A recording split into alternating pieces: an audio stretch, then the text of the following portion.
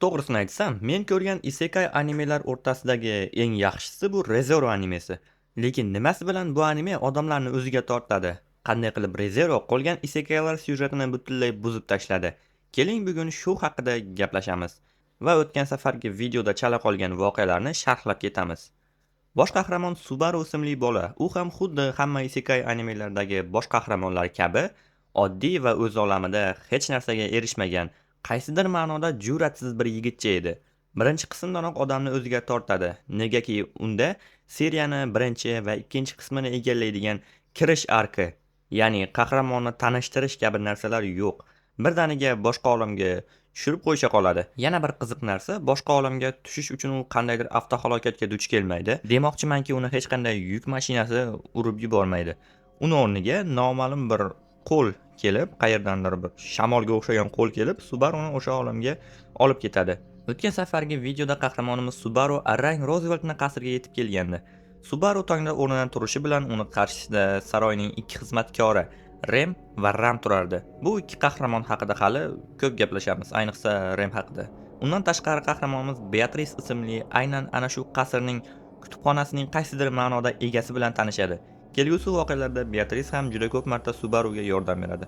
Subaru bu qasrda hozircha hech kim emasdi, shuning uchun u qasrning egasi janob Rooseveltdan u yerda ishchi bo'lib qolishini iltimos qildi. Roosevelt esa bunga rozi bo'ldi. Dastlabki kunlarda Subaru Rem va Ramga yordam berdi. U bog'dagi ishlarni qilishda va oshxona yumushlarida yordamlashib, qaysidir ma'noda ish o'rganayotgandi. Shunday qilib birinchi kun yakuniga yetdi, ammo Subaru uchun ikkinchi kun kelmadi. Aynan mana shu tunda u yana bir marta checkpointga qaytarildi va hamma uni unutgandi. Lekin u qanday qilib yana hammasi boshdan bo'lib qolganini tushunmasdi.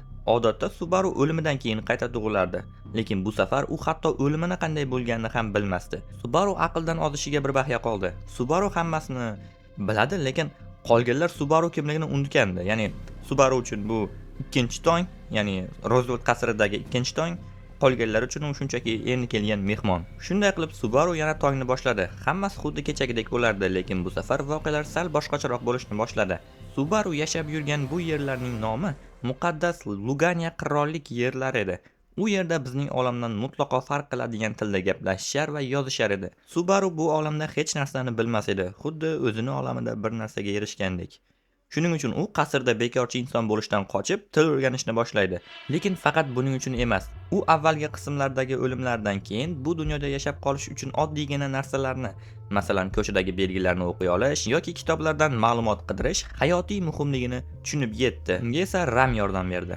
Boshlanishiga u oddiy ertak kitoblarni o'qishni, harflarni tanishni o'rgatdi. Har bir gapida piching ovozda Subaru'ni savodsizligini aytib turardi va aynan Barusu deb atash ham aynan shundan kelib chiqqan. Subaru saroyda 4 kun davomida tinmay mehnat qildi.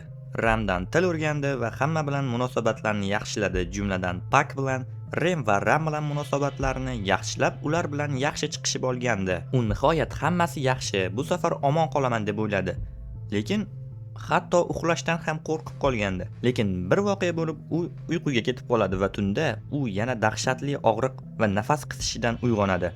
Subaru arang oyoqda turib tashqariga chiqadi.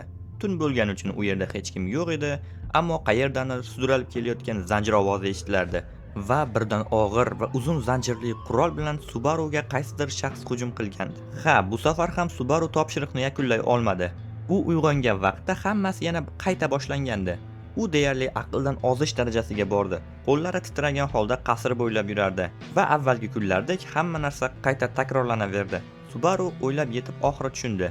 Uni kimdir saroyda kuzatib yuribdi va uni zaif joyini topib hujum qilyapti.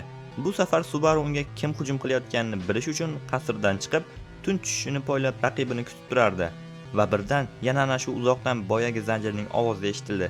Subaru qorong'uda qochishga urindi, hattoki kaltak ham yeb oldi va ekranda unga yakuniy zarbani berish uchun yaqinlashayotgan qotilning yuzi ko'rina boshladi. Bu Rem edi. Kechagina Rem bilan xarid qilishga borgani va u bilan yaxshi munosabatda bo'lganini eslab qoldi va nimaga Rem unga hujum qilayotganini bilmasdi ham. Shunday qilib bu safar qahramonimiz Subaru kim tomonidan yo'q qilinganini o'z ko'zi bilan ko'rdi. Yana ertangi tong boshlandi. Subaru qasrga kelganidan beri 3 marta qayta o'lib tirildi. Endi bu safar u har doim Remga qaraganida qo'rquv bilan qarardi. To'g'risi hamda siz yaxshi va juda ham mehribon deb biladigan odam aslida sizni o'ldirish payida yurganini bilganimizda, hammamiz ham shunday holatda bo'lardik.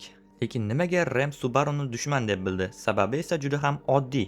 Subarudan jodugarlarning hidi kelardi va bu bevosita Satella yoki Stellami, Satellami ismli jodugarni ishi edi. Ya'ni ana shu tortib keldi-yu, ana shu ichida qandaydir bir o'zini hidlari qolib ketgan Subarudan mana shu hid kelib turganini ular bilardi. Ustiga ustak Rem va Ramning yoshligi juda ham ayanchli bo'lgan. Aynan ana shu jodugarlarni deb ularni yoshligi ayanchli bo'lgan. Rem esa ularni hidini juda ham yaxshi bilardi. Shuning uchun ham Subaruni dushman deb o'ylab 2 marta yo'q qildi. Bu video mana shu joyda o'z nihoyasiga yetadi. Agar animeni to'liq tomosha qilmoqchi bo'lsangiz, bemalol Anibula platformasiga kirishingiz mumkin. Havolani kommentariyada va opisaniyada qoldiraman. Agar sizga mana shunday yoki butun boshli animelarning to'liq sharhlari qiziq bo'lsa, kommentariyada yozib qoldiring. Balki biz anime sharh uchun yangi kanal ocharmiz. Video yoqqan bo'lsa like bosib qo'ying. Keyingi videolarda ko'rishguncha.